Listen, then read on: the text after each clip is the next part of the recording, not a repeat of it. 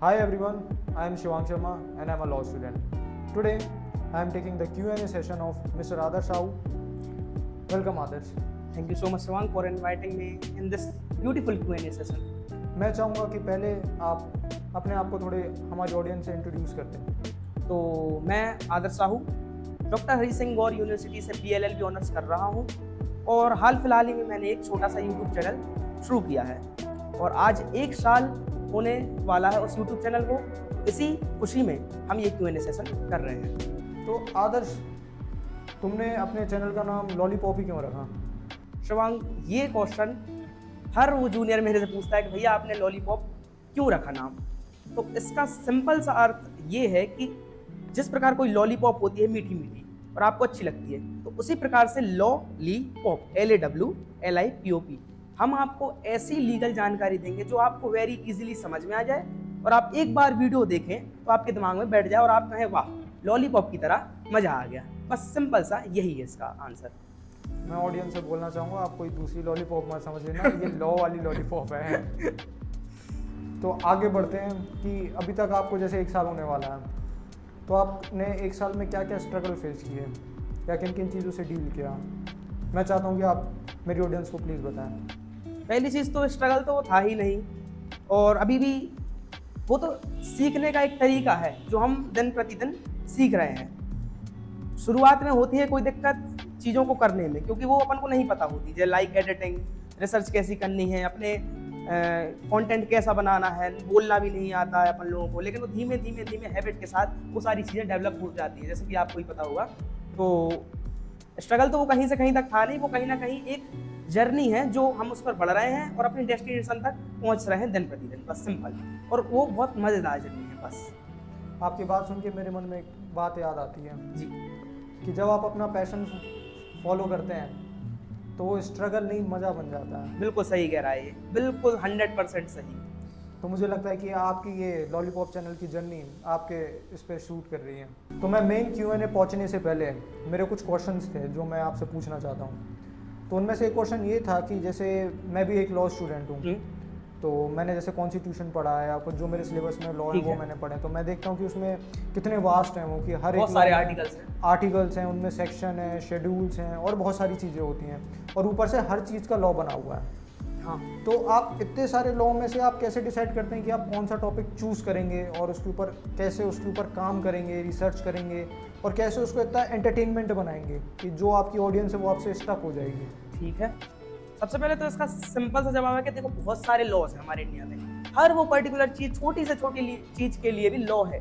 लेकिन क्वेश्चन ये राइज हो रहा है, जैसा शिवांग ने मेरे से पूछा कि आप कौन सा टॉपिक ढूंढते हैं। तो पहली चीज़, मेरे जूनियर्स बहुत अच्छे हैं, मेरे सीनियर्स, आदरणीय सीनियर्स बहुत अच्छे हैं जो मेरे को पूछते हैं, मेरे को बताते हैं, हेल्प भी करते हैं। जूनियर्स भी बहुत हेल्प करते हैं मेरी, मैं ये नहीं कह रहा जूनियर्स हेल्प नहीं करते। तो वो मुझे टॉपिक बताते हैं कि भैया आप इस पर वीडियो बना दो, कुछ ऐसा कर दो। दूसरी चीज़, वो ऐसी चीज़, वो ऐसा लॉ जो सोसाइटी पर इम्पैक्ट कर रहा था, है और आगे करेगा, या उस पर्टिकुलर चीज़ पे जो जिस पर लॉ होना चाहिए, सोसाइटी की उस पर्टिकुलर चीज़ पे जिस पर लॉ होना चाहिए, ये रहता है मेन उद्देश्य कि उस पर वीडियो बनाना है।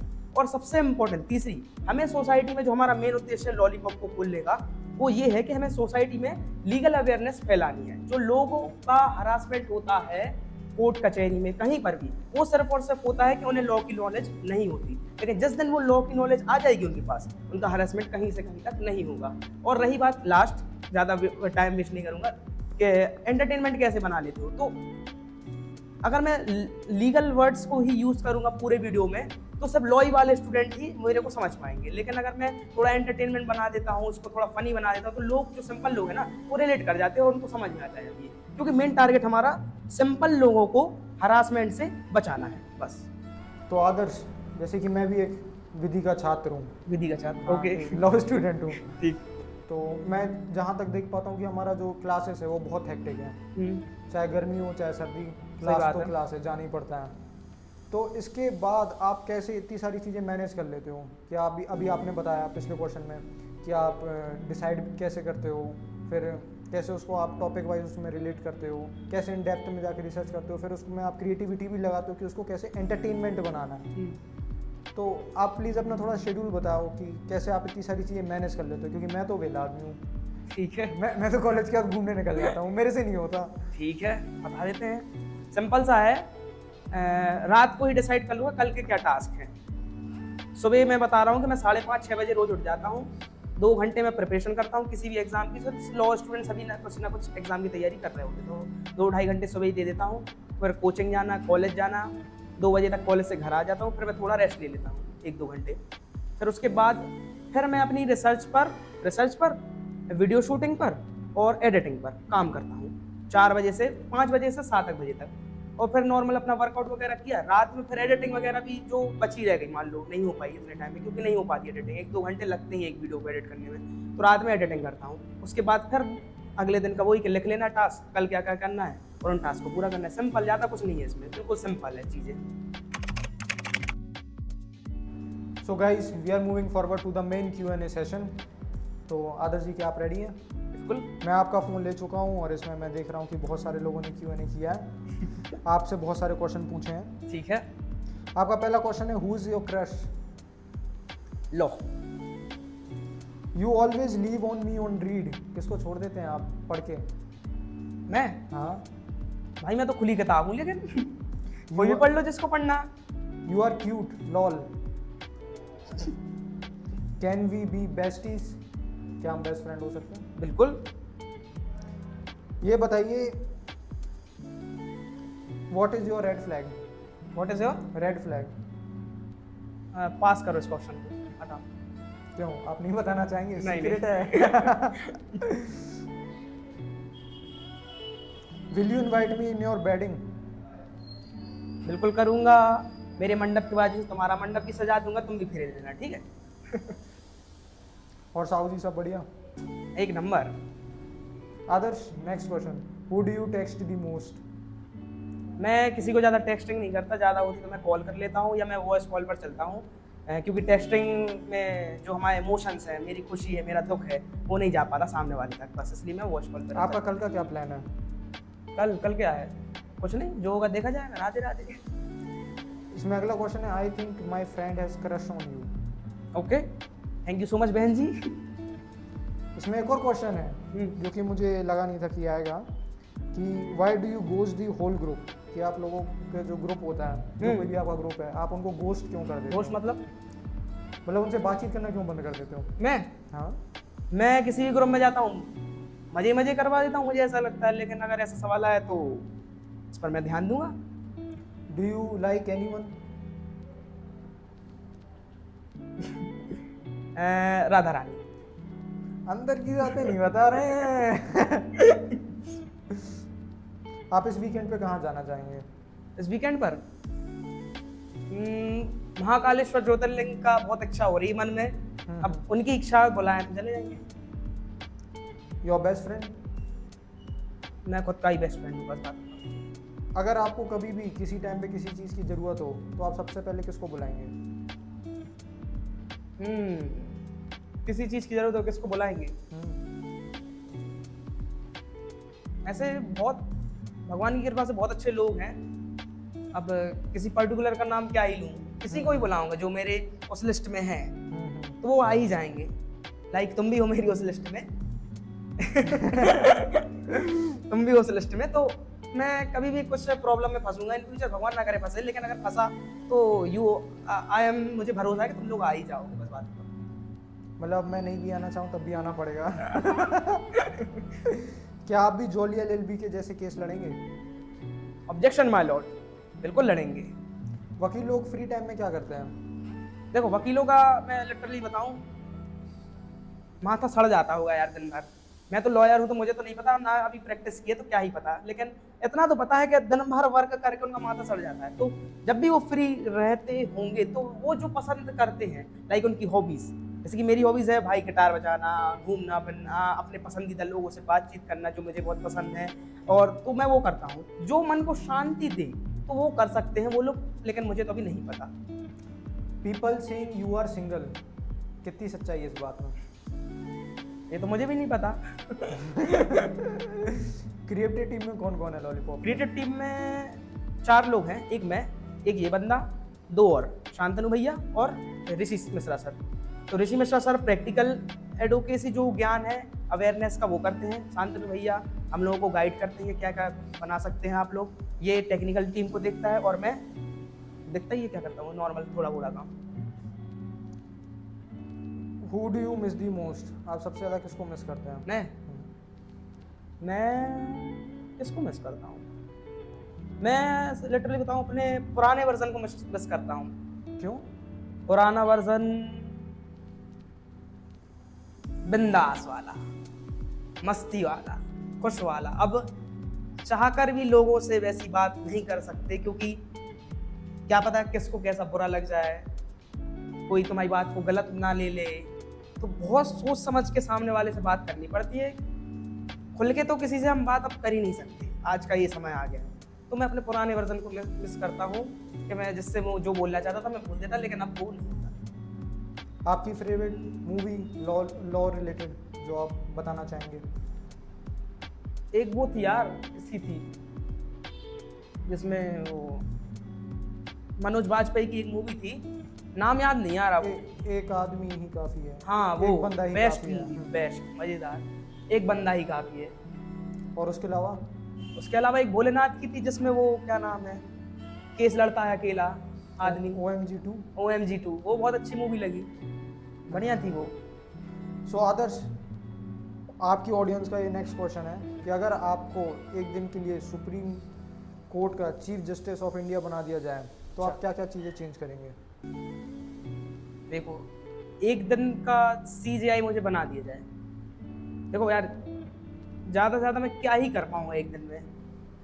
जल्दी से जल्दी केस डिस्पोज कर दूंगा, ज़्यादा से ज़्यादा कुछ ऐसा डिसीजन दे दूंगा कि जो लैंडमार्क बन जाएगा हिस्ट्री में इंडिया की, इससे ज़्यादा कुछ नहीं। लेकिन अगर हमें रियलिटी में कुछ करना है, समाज में बदलाव लाना है, तो हमें समाज के हर एक व्यक्ति की सोच बदलनी पड़ेगी।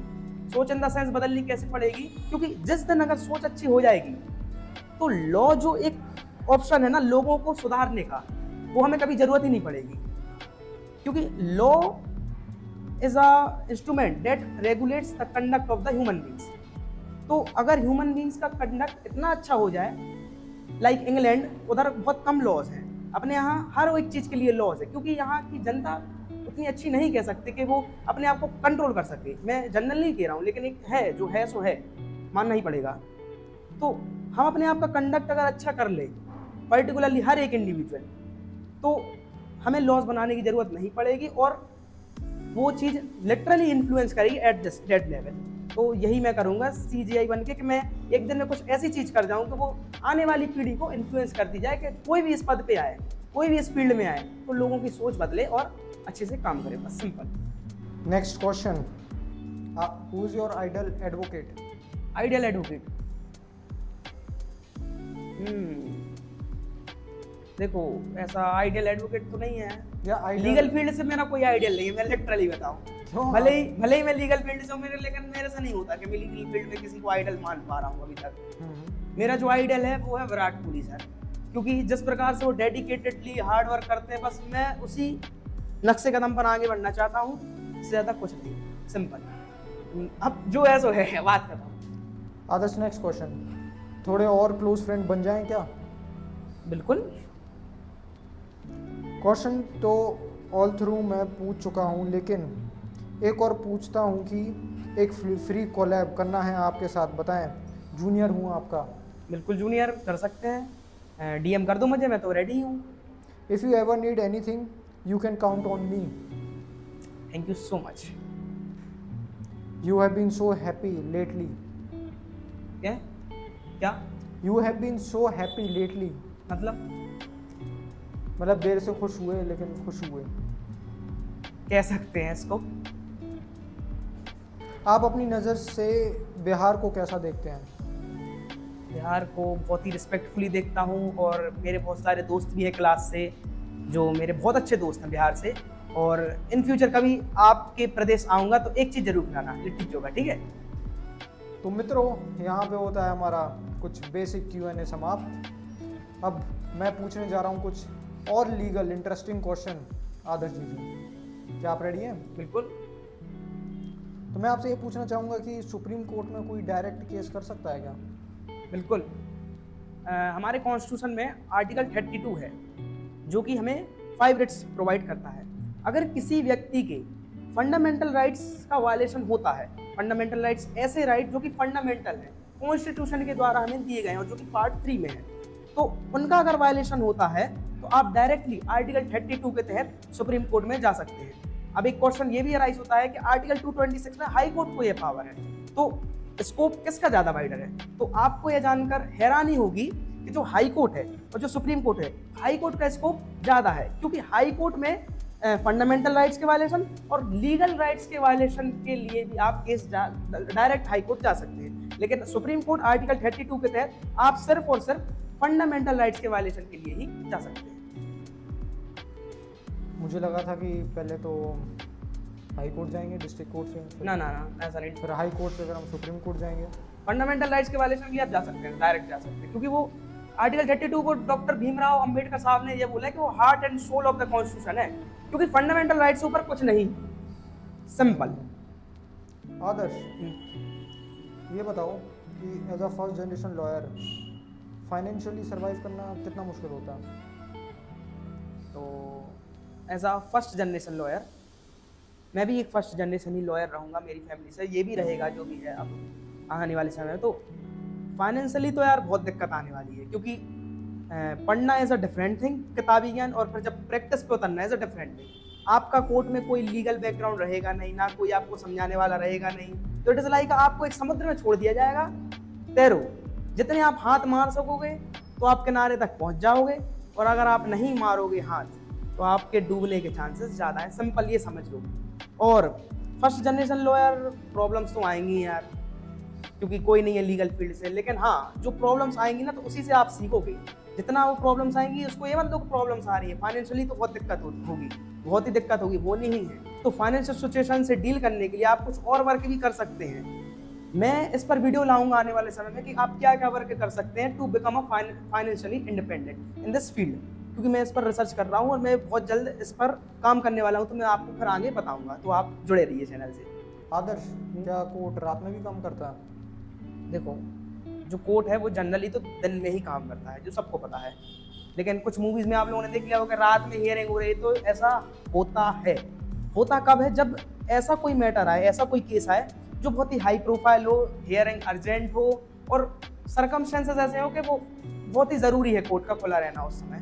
तो 2 केसेस में मुझे याद है अभी, एक 1992 का एक इलाहाबाद डिस्प्यूट केस है और एक 2015 का याकूब मेनन करके केस है। तो उन 2 केस में honourable supreme court of India रात में खुली थी हियरिंग के लिए। तो ऐसा सिर्फ इमरजेंसी की सिचुएशन में, और अगर सर्कमस्टेंसेस कहते हैं कि ज़रूरी है रात में खुलना, तो उसमें खुल सकती है, लेकिन जनरली तो सुबह ही रहेगी। सिंपल। आदर्श मुझे पर्सनली एक बच्चे का क्वेश्चन आया था कि जैसे कि उसने मूवीज़ में देखा है कि हर केस के बाद, जजमेंट देने के बाद, जो जज होते हैं वो अपनी पेन की निब तोड़ देते हैं। ठीक है, तो ऐसा क्यों करते हैं? हाँ, तो ऐसा क्यों करते हैं? तो पहली चीज़ तो हर केस के बाद नहीं करते, वो करते हैं जिनमें किसी आरोपी को डेथ सेंटेंस दी गई हो या मृत्युदंड दिया गया हो। अब वो ऐसा क्यों करते हैं सवाल उठता है, तो ऐसा इसलिए करते हैं, इसके पीछे तो पहले कोई रूल्स या लॉ है नहीं कि वो ऐसा करेंगे ही करेंगे, लेकिन ये प्रथा बनती है, कस्टम बन गया है कि डेथ के बाद वो निप तोड़ देते हैं, क्योंकि ऐसा माना जाता है कि जिस पेन से किसी व्यक्ति की डेथ कॉज हुई है, जिस पेन की जजमेंट से, उसको आगे उपयोग में ना लाया जाए, बस सिंपल, इससे ज़्यादा और इसमें कुछ नहीं है। पेज ग्रो करने का क्या प्लान है? पेज ग्रो करने के लिए बहुत ही सिंपल से प्लान है जो आप आने वाले समय में यूट्यूब पर, इंस्टाग्राम पर देखेंगे। ऐसा कंटेंट लाएंगे जो आपके एकेडमिक्स को बहुत ही इम्प्रूव करेगा। किसी भी चीज़ की आप तैयारी कर रहे हो, वो किसी कोई भी हो सकती है, जुडिशरी, लीगल फील्ड में जितने सारे एग्जाम्स होते हैं, तो उनकी proper playlist free of cost आपको मिलने वाली है हमारे यूट्यूब चैनल पर। अब ऐसा हम लोग क्यों कर रहे हैं, आपके सम्मान में सवाल आ सकता है कि आप क्यों कर रहे हैं फ्री ऑफ कॉस्ट, पैसे क्यों नहीं ले रहे हैं? तो कहीं ना कहीं जो हमारे सर हैं एडवोकेट ऋषि मिश्रा साहब और मेरा और हम लोगों की टीम का यही है कि पैसे तो हम लोग कहीं से कमा लेंगे इन फ्यूचर, सबके पास इतना है कि वो भी हम लोग कर सकते हैं। तो जो वो बच्चा जो करना चाहता है अपनी लाइफ में कुछ लीगल फील्ड में, और उसको फाइनेंशियली दिक्कत है कि वो कुछ नहीं कर पा रहा है, फाइनेंशियली रूप से वो बैकवर्ड है, तो उसको फ्री ऑफ कॉस्ट अगर हम लोग वो चीज़ प्रोवाइड कर देंगे जो बड़े बड़े कोचिंग इंस्टीट्यूशंस प्रोवाइड कर रहे हैं, तो कहीं ना कहीं वो बच्चा बहुत आगे निकल जा सकता है। और 100 में से 10 बच्चे ही हम लोगों के चैनल से पढ़ के अगर कुछ बन गए तो जो हम लोगों का उद्देश्य है वो पूर्ण हो जाएगा। सिंपल। ये तो आपका बहुत बढ़िया विजन है, आपका और आपकी लॉलीपॉप टीम का। तो आदर्श, ऐसी कौन सी स्किल्स हैं जो सभी लॉ स्टूडेंट्स के पास होनी चाहिए? तो किसी भी लॉ स्टूडेंट के पास कोई स्किल हो या ना हो, लेकिन ये एक स्किल उसके पास जरूर होनी चाहिए, बेयर एक्ट पर कमांड। बेयर एक्ट पर कमांड यानी कि हर वो शब्द या हर वो सेंटेंस का आप बहुत अच्छे से इंटरप्रिटेशन कर पाएं। और जब भी आप बेयर एक्ट खरीदें तो वो 2 लैंग्वेज वाला खरीदें, एक इंग्लिश वाला और एक हिंदी वाला। मैं ऐसा इसलिए बोल रहा हूँ क्योंकि डिस्ट्रिक्ट कोर्ट में आप जाएंगे तो हिंदी चलती है, और जब आप हाई कोर्ट या सुप्रीम कोर्ट में जाएंगे तो इंग्लिश चलती है। तो बेयर एक्ट पर कमांड और दोनों लैंग्वेजेस पर आपकी कमांड होना बहुत ज़रूरी है as a law student. Simple. तो मित्रों, यहाँ पे हमारा Q&A प्लस पॉडकास्ट सेशन ख़त्म होता है। तो आदर्श जी से विदाई लेने से पहले मैं आदर्श जी आपसे चाहूँगा कि आप प्लीज़ कुछ हमारी ऑडियंस के लिए बोलें। तो सबसे पहले तो बहुत अच्छा लगा इस पॉडकास्ट में, बहुत अच्छे अच्छे क्वेश्चंस आप लोगों ने पूछे। हर एक क्वेश्चंस के लिए बहुत बहुत थैंक यू सो मच, आपने इतने अच्छे से भेजा और पॉडकास्ट को बहुत ही मज़ेदार बना दिया। बहुत से ऐसे क्वेश्चंस हैं लाइक वो एक किडनैपिंग वाला और 1-2 और हैं जो मैं कभी और कर दूंगा। किडनैपिंग वाला तो मैं अभी बता दे रहा हूँ कि आप हमारे जो एडवोकेट ऋषि मिश्रा साहब हैं उनसे आप डिस्कस कर लीजिए। मैं उनका नंबर ये लिख दे रहा हूँ, तो आप उनसे डिस्कस कर लीजिए, वो आपको पूरी डिटेल्स बता देंगे और बढ़िया तरीके से आपका जो भी केस है वो सुलझ जाएगा। और बहुत सारे ऐसे क्वेश्चन भी थे जो बहुत ही मज़ेदार हैं, तो उनका हम कभी शॉर्ट्स वीडियो में बनाएंगे। और रही बात मैसेज की कि आपको मैं क्या मैसेज दूँ, तो जो भी कर रहे हो यार मस्त करो हंसते हुए, सबसे इम्पोर्टेंट। जितना खुश रहोगे, क्योंकि इस फील्ड में हज़ारों लोग मिलेंगे तुम्हें डीमोटिवेट करने के लिए, मैं बता दे रहा हूँ, हज़ारों लोग मिलेंगे तुम्हें कि तुमसे कुछ नहीं होगा, तो उनकी बातों को ज़्यादा दिमाग पे मत लगाओ। अपने काम के प्रति फुल फोकस रहो और जो भी कर रहे हो खूब ईमानदारी से करो, खूब मुस्कुराहट के साथ करो, बस सिंपल। मज़ा आएगा लाइफ में, सिंपल, खत्म। So thank you Adarsh coming to this Q&A and podcast. I hope you will do best in your life. And आपका जो लॉलीपॉप है, जो आपकी मीठी गोली है, वो आप ऐसे ही लोगों को खिलाते रहें और लॉ उनको मज़ेदार तरीके से सिखाते रहें। ठीक है, thank you. Thank you so much Shivang for inviting me in this beautiful podcast and lollipop को सपोर्ट करें और आने वाले समय में हम बहुत बढ़िया करने वाले हैं लॉलीपॉप पर। सो आपकी ब्लेसिंग्स हमेशा जैसी बनी थी, बनी हैं और हमेशा बनी रहें। Thank you so much.